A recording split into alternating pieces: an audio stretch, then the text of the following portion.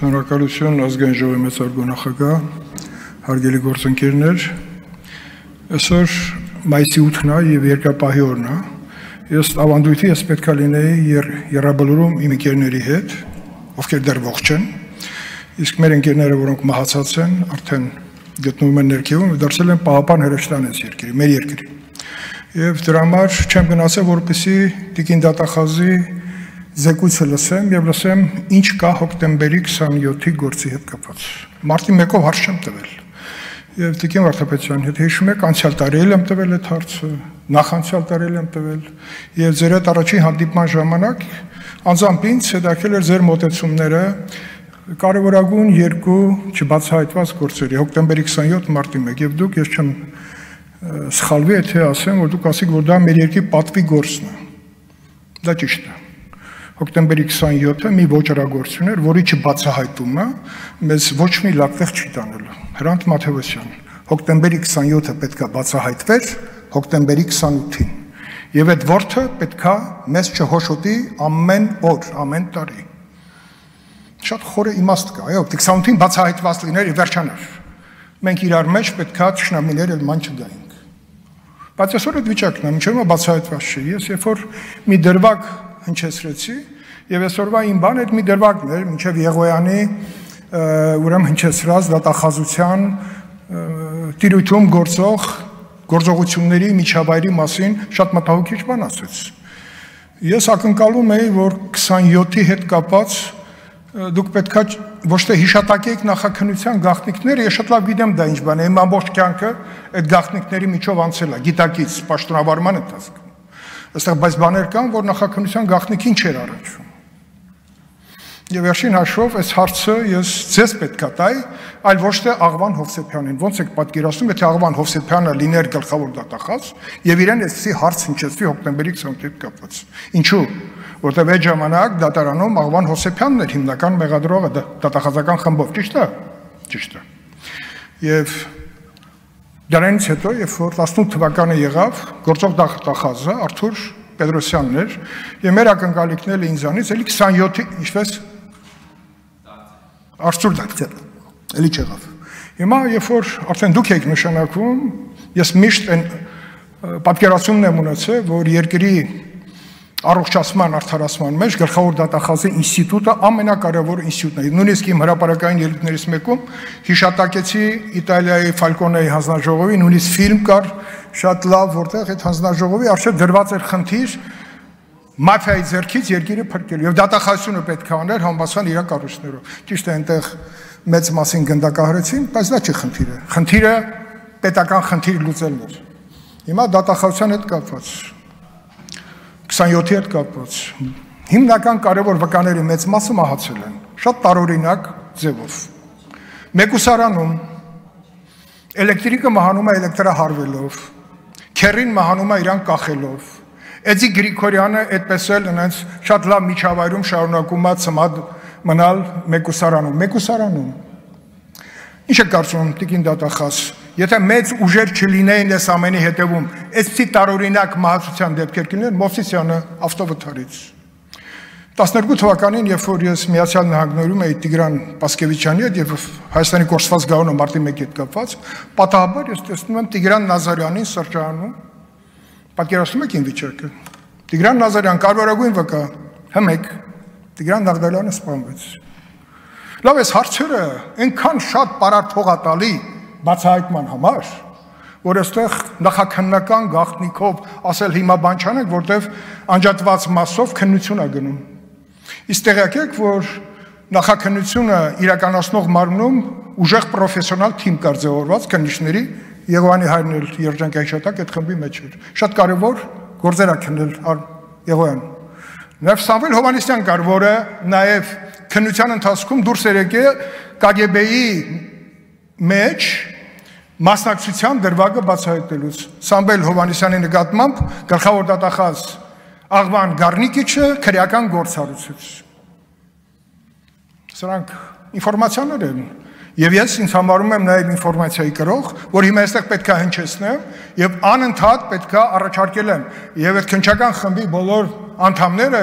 շատ կարեւոր խորհրդատուներ պետք է լինեին այսօրվա անջատված մասի գործը հաջողությամբ ավարտելու համար։ Օրինակ ես չգիտեմ, Սամվել Հովհաննիսյանի մասին ձեզ ասել եմ, կանչել եք այդ մարդու գիտելիքներից սկսած հիշողությունը, թե ինչի համար իրան մեկուսացրեցին։ Գիտեք, որ մեկուսանում ստի դետեկտորի հետ կապված Ալիկ Հարությունյանին հոգեմետ դեղ է ընկվել, ով էր տվել։ Ալիկ Հարությունյանը ես այսօր հնչեցրեցի Փարիզում է, ոնց։ Ուրա Սամվել Ուզունյանը, ոնց։ Հաջողությամբ փակել են Հայաստանի սահմանը։ Դե գնացեք գտեք։ Գտնելու համար մեր երկիրը ունի այսօր բոլոր հնարավորությունները որպես պետություն։ Վերջում նոր կառույցներ ենք ստեղծել, արտաքին հետախուզություն, օպերատիվ կառույցներ, արտաքին հակահետախուզություն հիմա կստեղծվի։ Սրանք կառույցներ են, որ պետության եւ մեր ժողովրդի հիշողության մեջ մնացած կարևոր գործերը օր առաջ բացահայտեն։ Հոկտեմբերի 27-ը պետք է բացահայտված լիներ հոկտեմբերի 28-ին։ Այսօր 25 թվականն է, մայիսի 8, Երկրապահի օր։ Չեմ գնացել, ինչ պետք է ասեի, ես Վազգեն Սարգսյանի գերեզմանի նստելուց, խունկ վառելուց։ Էմոցիոնալ բան եմ ասում, բայց դա իրականում գոյություն ունի շատ-շատերի հիշողության մեջ։ Ուր ուզում եք մտեք, ասում են 27-ը դատավարությունը արագացված, նույն դատախազության գլխավոր դատախազը ոնց թույլ տվեց, որ Ուզունյանը հիմնական վկաներին ասի չէ, արագ վերջացնում ենք։ Բա հիմա դատախազությունը անընդհատ բողոքարկում է, կալանք, շատ լավ։ Բա այն ժամանակ քիչ էին բողոքարկում այդ նույն process-ի արագացման դեմ։ Խնդիր կա չով էր հրահանգավորել, վերջին հաշվով կար երկրի նախագահ Ռոբերտ Քոչարյան, արագացված process։ Ուզունյանը ոնց հարստացավ անմիջապես, ինչի հաշվին 27-ի արագացված դատավարության, շատ վկաներ չեն լսվել, հանվել են։ Ուզում եմ ասեմ, 27-ը պետք է բացահայտվի,